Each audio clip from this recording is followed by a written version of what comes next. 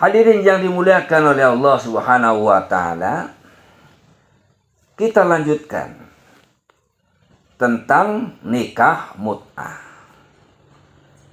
Yang kemudian muncul pertanyaan, semenjak kapan Islam melarang mut'ah?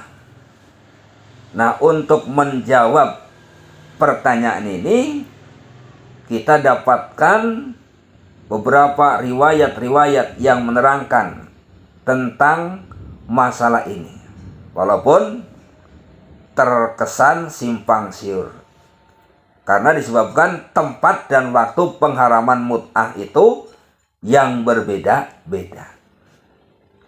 Di sini akan saya sebutkan secara ringkas waktu pengharaman mut'ah sesuai dengan urutan waktunya.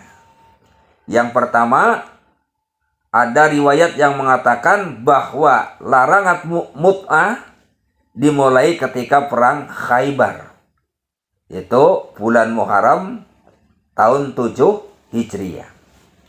Kemudian yang kedua, ada riwayat yang mengatakan pada Umroh Qadha Zulqa'dah tahun 7 Hijriah. Kemudian yang ketiga, ada riwayat yang mengatakan pada masa penaklukan Mekah, itu Ramadan tanggal atau tahun 8 Hijriah.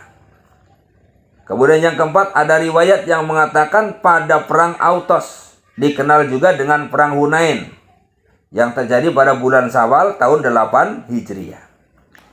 Yang kelima, ada riwayat yang mengatakan pada perang Tabuk, yaitu bulan Rajab tahun 9 Hijriah. Yang keenam, ada riwayat yang mengatakan pada Haji Wada bulan Zulhijjah tahun 10 Hijriah. Yang ketujuh, ada riwayat yang mengatakan bahwa yang melarangnya secara mutlak adalah Umar bin Khattab radhiyallahu anhu. Kemudian penjelasan tentang riwayat-riwayat itu. Riwayat yang menyatakan bahwa larangan mut'ah dimulai pada Umroh Qadha, perang Tabuk, dan Haji Wada tidak lepas dari kritikan dan tidak dapat dijadikan sebagai pegangan. Maka tinggal 3 riwayat yang sahih yang menerangkan pengharaman mut'ah, yaitu saat perang Khaybar, penaklukan kota Mekah, dan perang Autos. Ini adalah riwayat-riwayat yang sahih. Nah, bagaimana riwayatnya? Riwayat pengharaman nikah mut'ah pada masa perang Khaybar dijelaskan di dalam sebuah riwayat an Muhammad ibni Ali Ana Aliyan radhiyallahu anhu qala libni Abbas radhiyallahu anhuma inna nabiyya sallallahu alaihi wasallam naha anil mut'ati wa anil luhumil ahiliyah zamana Khaybar. Dari Muhammad bin Ali yang dikenal dengan sebutan Muhammad bin Hanafiyah, bahwa ayahnya Ali bin Abu Thalib berkata kepada Ibnu Abbas radhiyallahu anhuma, sesungguhnya Nabi SAW melarang mut'ah dan daging keledai pada masa Khaybar. Jadi Rasul melarang mut'ah pada masa Khaybar. Nah, riwayat pengharaman nikah mut'ah pada penaklukan kota Mekah, yaitu riwayat dari Rabi bin Sabroh radhiyallahu anhu, bahwa ayahnya berperang bersama Rasulullah Shallallahu Alaihi Wasallam pada penaklukan kota Mekah. Kami tinggal 15 hari kemudian oleh Rasulullah Shallallahu Alaihi Wasallam kami diperbolehkan untuk mut'ah. Aku pun keluar bersama seseorang dari kabilahku. Kebetulan aku mempunyai sedikit ketampanan. Sedangkan kerabatku itu lebih mendekati jelek. Setiap kami membawa salku jelek. Sedangkan sal anak pamanku itu baru dan mengkilap. Nah, ketika kami sampai di kaki Mekah atau di puncaknya, kami bertemu dengan seorang gadis perawan. Panjang lehernya semampai. Kemudian kami berkata, apakah engkau mau bermut'ah dengan salah seorang dari kami? Dia berkata, dengan apa kalian bayar? Maka setiap kami membentangkan salnya, lalu wanita itu melihat kami. Dan sahabatku itu melihat ketiaknya dan berkata, sesungguhnya sal dia jelek, sedangkan salku baru mengkilap. Dia berucap, salnya tidak apa-apa. 2 kali atau 3 kali. Lalu aku melakukan mut'ah dengannya. Belum usai aku keluar dari Mekah, kiranya Rasulullah SAW telah mengharamkannya. Ini hadis dari Robi bin Sabroh, yang secara jelas Rasulullah SAW mengharamkan tentang nikah mut'ah. Hadirin yang dimuliakan oleh Allah Subhanahu wa ta'ala. Oleh karena itu, nikah kontrak atau lebih dikenal dengan istilah kawin kontrak adalah pernikahan dalam tempo masa tertentu.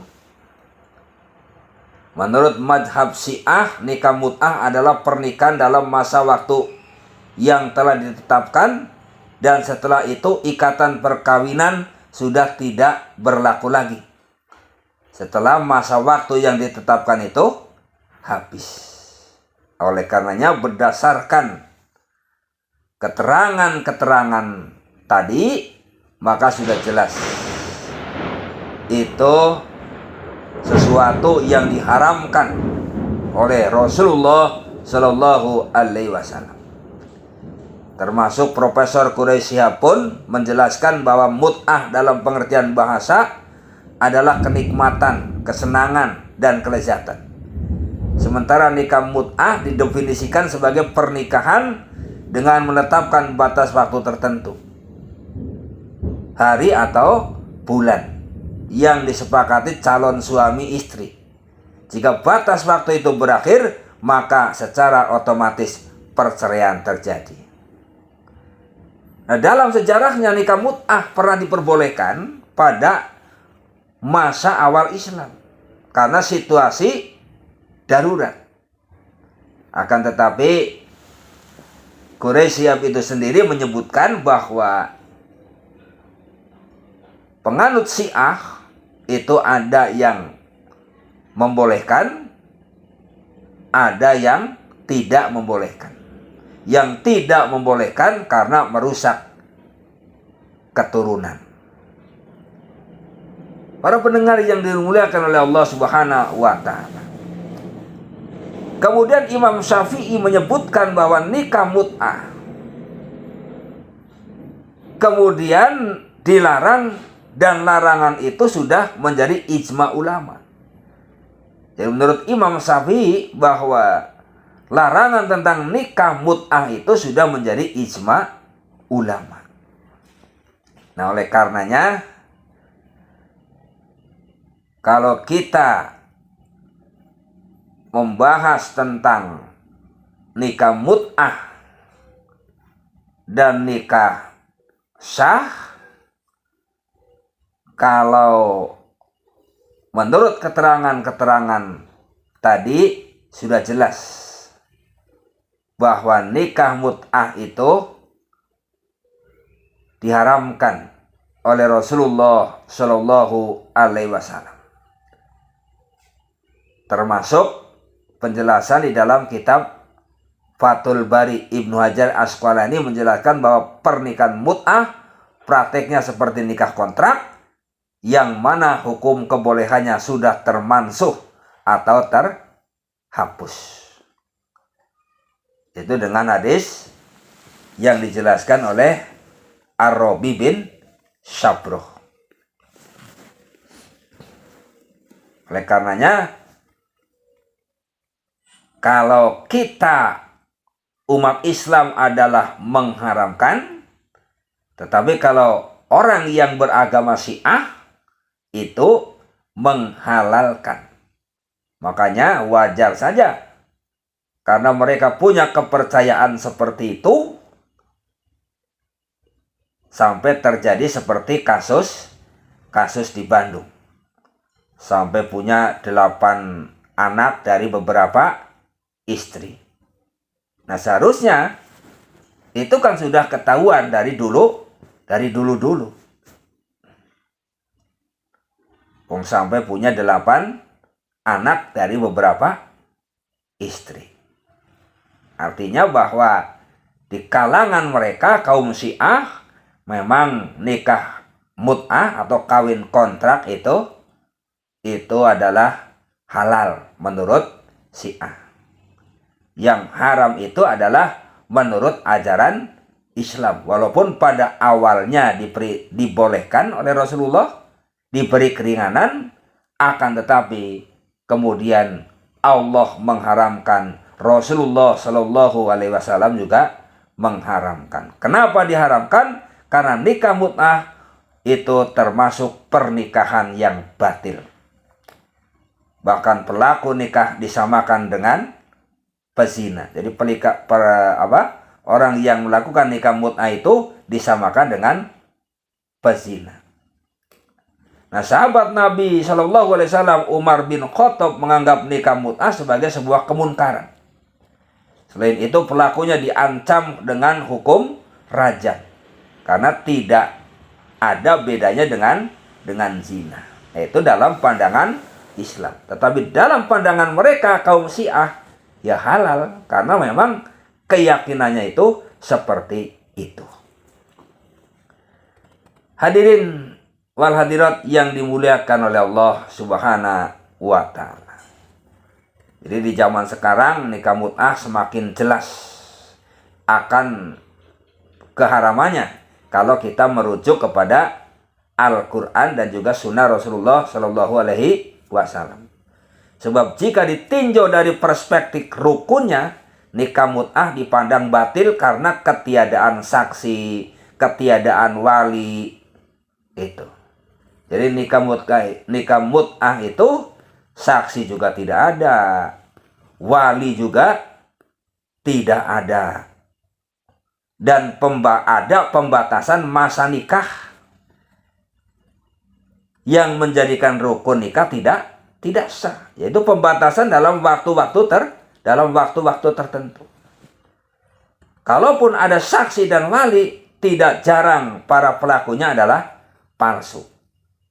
Jadi para pelakunya itu palsu. Oleh karena itu Quraisyah juga mengatakan bahwa nikah mut'ah tidak sejalan dengan tujuan perkawinan yang diharapkan, yaitu yang diharapkan oleh Al-Quran. Nah, dalam hal ini suatu pernikahan tentunya diharapkan langgeng sehidup dan semati, bahkan sampai hari kiamat. Nah, kendati pun demikian, ia menyebut bahwa terdapat perbedaan dalam pandangan antara ulama Sunni dan ulama Syiah terkait nikah mut'ah. Nah, dalil bahwa Umar bin Khattab lah yang melarang nikah mut'ah dijadikan pegangan oleh ulama Syiah untuk membolehkan nikah mut'ah. Jadi kalau Umar bin Khattab itu melarang, mengharamkan, tetapi ulama Syiah justru membolehkan nikah mut'ah. Sementara ulama Sunni melarang nikah mut'ah. Akan tetapi tetap membedakannya dengan perzinahan. Hadirin yang dimuliakan oleh Allah Subhanahu wa taala.